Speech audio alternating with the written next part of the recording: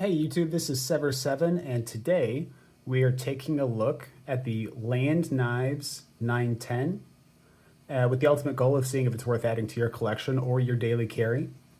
Now, Land Knives, I believe, is manufactured by SRM, and somebody correct me in the comments if I've got that backwards.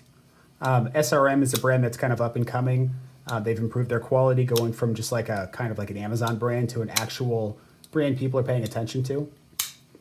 Now, as far as this knife goes, we're rocking G10, rather grippy G10. It feels good, doesn't feel rough or coarse or anything like that. This is clearly a budget knife. I want to say we're rocking D2 for the steel. And keep in mind, guys, this is just an overview. This knife will get its own full dedicated review down the line. I want to say it's D2, but we might have to wait for the full review to find out.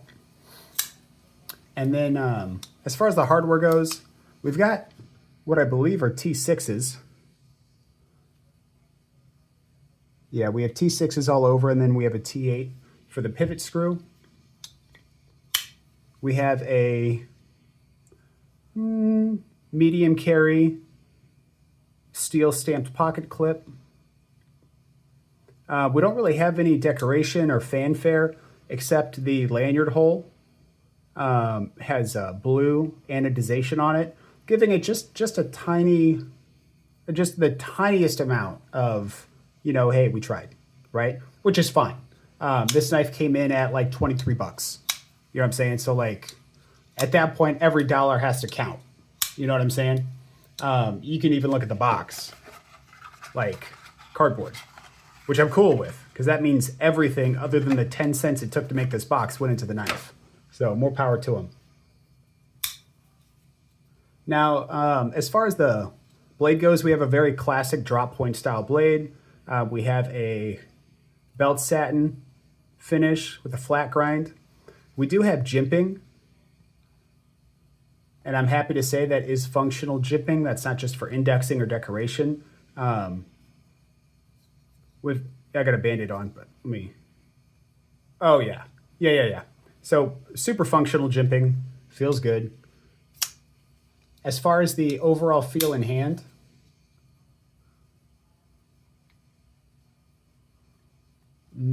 ergonomically it feels good. I'm not catching any hot spots. Even like putting pressure down on it, I still don't feel anything super offensive. Maybe they did a pretty good job of knocking that down.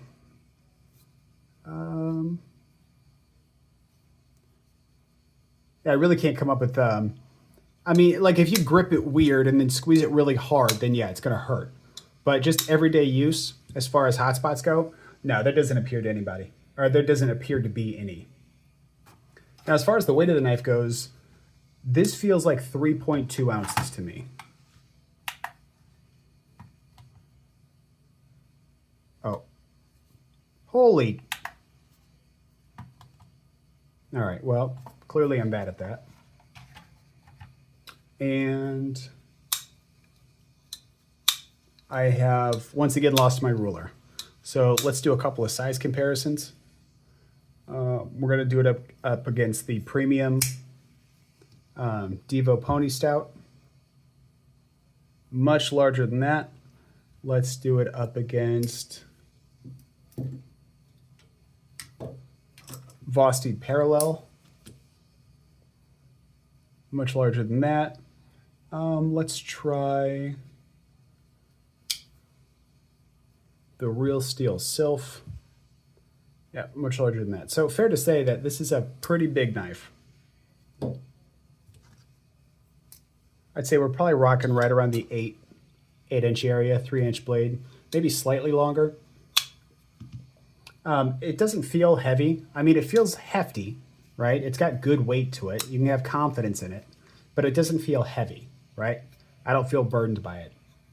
You know, I feel like I could carry this thing all day, and I would know it's in my pocket, but it wouldn't irritate me or anything like that. I wouldn't wear it in gym shorts. I wouldn't go running on the track with it, but pretty much anything else that I think you'd be fine.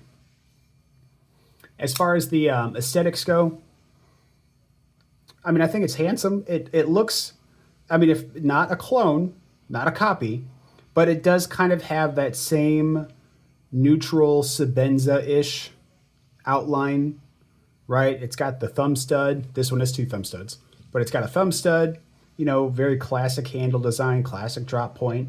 I feel like if you were to replace this with titanium, take away the belt satin, make that blue, then I think if you made all of those changes, you'd be looking at something that was kind of Sebenza-esque. I say all that just to say that I think it's a handsome looking knife. Now, as far as the action goes, it's got a good detent. Pretty easy to flick, reverse flick, thumb flick. You can slow roll it. I like the acoustics on it. Listen to this.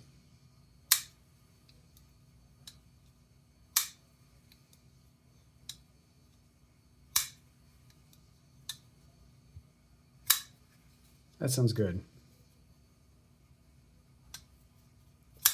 I think this is running on washers because of how controlled the drop is. Now, the good thing about washers, washers versus bearings, is washers are going to do a better job of protecting your knife against the, dirt, shavings. If you're working like outside and using your knife a lot, you want to keep all the dirt out of your pivot, and washers are going to do a great job of protecting against that. The trade-off is that washers could take a little bit of time to break in, so if you look at something like this that's on bearings, granted this is a button lock, so it's going to be smoother than like a frame lock. Here, let's grab this guy. Well, the blade's really light, so I guess I have nothing but terrible examples. Let's try this.